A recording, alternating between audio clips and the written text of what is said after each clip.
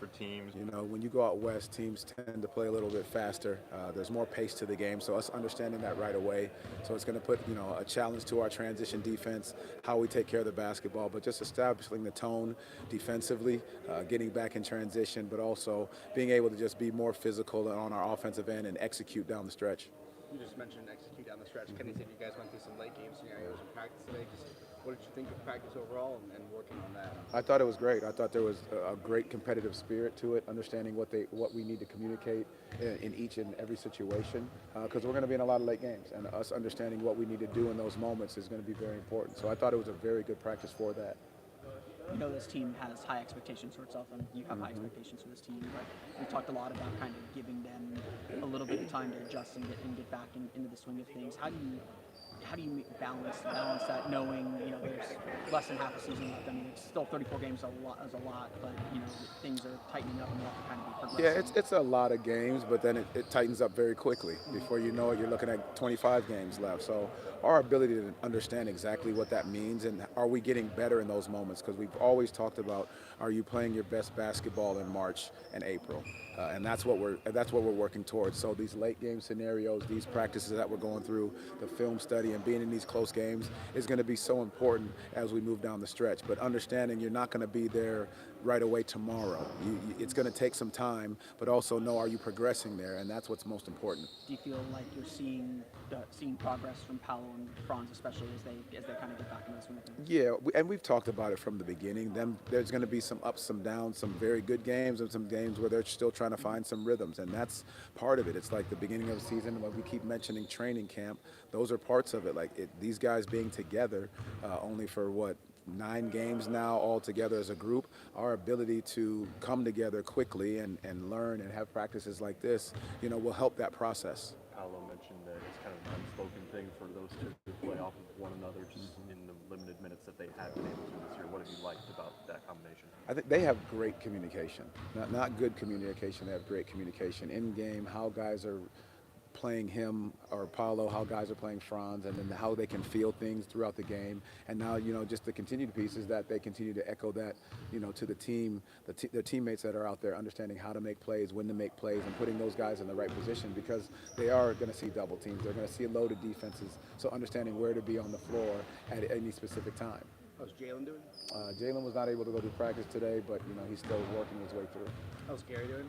Gary was able to go through a little bit of practice and contact. Tristan was named the rising star yesterday. For him to step in the way he did with the injuries, just what have you made of the way he's played, and what was your reaction to see him get rewarded for that?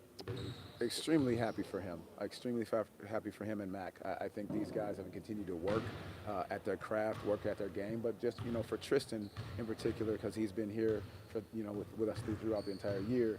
His ability to step in, not knowing what minutes he was going to get, how much he was going to play, and to be able to contribute, to winning, and the ability for the teammates to trust him and how he knows how to play the game. Paolo said it wasn't necessarily a surprise for him to get that nomination, but for him to be so comfortable in such various roles throughout the year. Just I know you've got the Colorado connection with him and everything, but what has stood out to you about just him as a rookie? I just think his confidence, his poise, the maturity. I think his ability to make the right play at the right time, understanding where he's supposed to be on the floor, all of those things. He's got that, I wouldn't say, a quiet confidence is what you can kind of call it, that he understands what he needs to do in order to get better, the work ethic that he has to have in order to keep working throughout in this league. Your group will see Portland again after just seeing them. What were your takeaways from that first matchup? Some things for your group that they may have learned from that first meeting. Well, I really think it's going to be about our energy level and how we put our stamp on the game. Again, since we're starting that West Coast trip, it's got to be the defensive end. And I thought, in that game against Portland, was our defense where it was supposed to be. And I think we've got to make sure that we get that focus level to establish right away.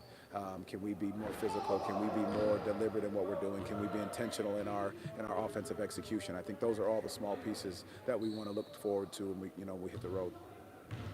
Chauncey said the last game that when they were here just the other day or whatever, that you were a better basketball player than you got credit for, just because you didn't make it to the NBA.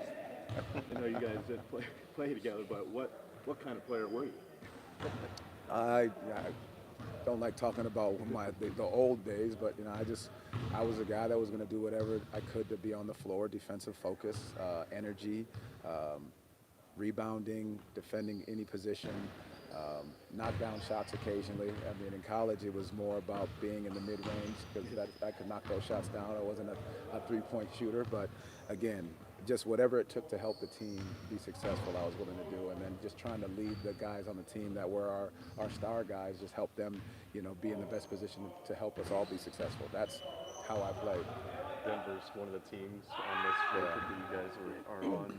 Obviously, you started your coaching career there. You played college there. Tristan was there. Just what's it like for you to go back to Denver after all these years? I think it's always great to see the relationships that you've built, the people that you've been around, the way it has impacted my entire career. And I wouldn't be here without that scenario, that situation, being with Kroenke and them giving me an opportunity, George and Coach Gerg and all these guys that gave me the first opportunity to be able to establish a coaching career and be able to pour into these guys, and just the experience has been fantastic. And then the Colorado roots, obviously going to CU and having those connections, that's where it all started for me, just from the professional side. So it's great to reflect back on, but it's also wanting to go back there and get a win.